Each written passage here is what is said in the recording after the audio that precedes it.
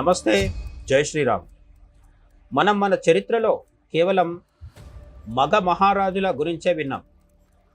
కానీ కత్తిపట్టి శత్రువులను గడగడలాడించిన ఎంతోమంది వీర నారీమణులు కూడా మన భారతదేశంలో పుట్టారు.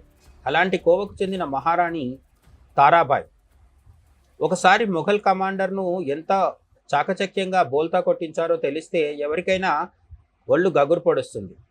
ఈ మహారాణి మరెవరో కాదు, స్వయంగా ఛత్రపతి శివాజీ మహారాజ్ చిన్న కోడలు, రాజారాం భార్య, ఛత్రపతి శివాజీ వారసుడైన రాజారాం భార్య తారాబాయి. మొఘల్ చక్రవర్తి ఔరంగజేబు తన జీవితాంతం మరాఠాల చేతిలో నరకం చూశాడు. వీర శివాజీ మహారాజ్, ఆయన కుమారులు సంభాజీ, రాజారాంల భీకర పోరాటంతో మొఘల్ సామ్రాజ్యం అల్లకల్లోలమైంది.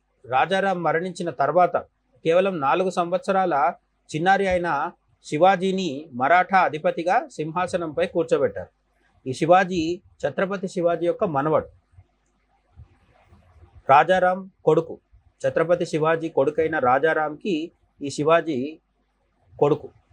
ఈయన 4 సంవత్సరాలు మాత్రమే ఉన్నప్పుడే సింహాసనాన్ని అధిష్ఠించాల్సి వచ్చింది. అంత చిన్న పిల్లవాడిని రాజుగా ఉంచి స్వయంగా మహారాణి తారాబాయి మొఘల్ సైన్యాన్ని ధైర్యంగా ఎదుర్కొనే బాధ్యతను తన భుజాన వేసుకున్నారు. ఔరంగజేబుపై విరుచుకుపడి గుజరాత్, మాల్వా, మహారాష్ట్ర ప్రాంతాల్లో ఉన్న మొఘల్ స్థావరాలపై భీకర దండయాత్రలు చేశారు. మొఘల్ కోటలను ముట్టడించి వారి ఆస్తులను, సంపదను మన మరాఠా యోధులు స్వాధీనం చేసుకున్నారు. తారాబాయి దాటికి మొఘలులకు ఆ ప్రాంతాల్లో కనీసం తినడానికి తిండి కూడా దొరకనటువంటి దుస్థితి ఏర్పడింది. క్రీస్తు శకం 1700 నుంచి 1707 వరకు సాగిన ఈ 8 సంవత్సరాల కాలంలో తారాబాయి మొఘలులను నిరంతరం గడగడలాడించారు. మహారాణి తారాబాయి మొఘలుల నుండి విజయవంతంగా పన్నులు వసూలు చేయడమే కాకుండా వారిని ముప్పతిప్పలు పెట్టారు. గెరిల్లా యుద్ధతంత్రాలతో మరాఠా సైన్యం మొఘలులపై విరుచుకుపడి తీవ్ర నష్టాన్ని కలిగించింది. ఈ క్రమంలో ఒకసారి శత్రువుల చేతికి చిక్కిన రాణి తారాబాయిని మొఘలులు బంధించి కట్టుదిట్టమైన క్యాంపులో ఉంచారు. కానీ బందీగా ఉన్నప్పటికీ ఆమె తన ధైర్యాన్ని ఏమాత్రం కోల్పోలేదు.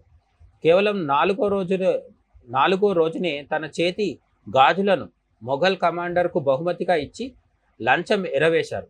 అంతేకాకుండా ఒక రహస్య లేఖ ద్వారా మిగిలిన మరాఠా సైన్యాన్ని కూడా చాకచక్యంగా ఆ ప్రాంతానికి రప్పించారు. తారాబాయి పన్నిన ఈ వ్యూహంతో అదనపు మరాఠా సైన్యం ఒక్కసారిగా ఆ క్యాంపుపై విరుచుకుపడింది. మొఘల్ సైన్యాన్ని ముప్పతిప్పలు పెట్టి మహారాణి తారాబాయి సురక్షితంగా ఆ బంధం నుండి తప్పించుకొని మాయమయ్యారు. హిందూ ధర్మ పరిరక్షణ కోసం, స్వరాజ్యం కోసం తారాబాయి చూపిన ఈ సాహసం అప్పట్లో చరిత్ర సృష్టించింది.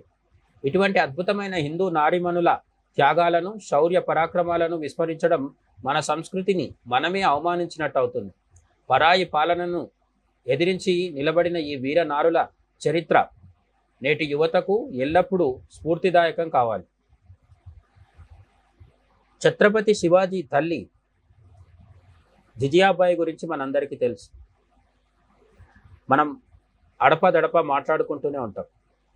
కానీ తారాబాయి, ఛత్రపతి శివాజీ కోడలైన తారాబాయి గురించి మనలో చాలామందికి తెలియదు. ఖచ్చితంగా తెలుసుకోవాల్సిన అవసరం కూడా ఇప్పుడుంది. మొఘల్ చక్రవర్తులను ముప్పతిప్పలు పెట్టి, ముఖ్యంగా ఔరంగజేబుని ముప్పతిప్పలు పెట్టి 8 ఏళ్ల పాటు ఆమె మరాఠా సామ్రాజ్యాన్ని, పరోక్షంగా హిందూ మతాన్ని కూడా, హిందూ ధర్మాన్ని కూడా తారాబాయి కాపాడడం జరిగింది. అటువంటి తారాబాయిని మనం నిత్యం ప్రాతస్మరణీయురాలుగా తప్పకుండా ఆమె గురించి తెలుసుకోవటం, ఆమె గురించి మాట్లాడుకోవడం, మన తరువాతి తరాలకు చెప్పడం చేస్తూనే ఉండాలి. తారాబాయి విషయంలో మీ అభిప్రాయాలని కామెంట్ సెక్షన్లో చెప్పండి. ఈ వీడియోని లైక్, షేర్ చేయండి. మన ఛానల్ని సబ్స్క్రైబ్ చేయండి. మరో వీడియోతో, మరో జాతీయవాద అంశంతో తప్పకుండా కలుసుకుందాం. అంతవరకు జై హింద్.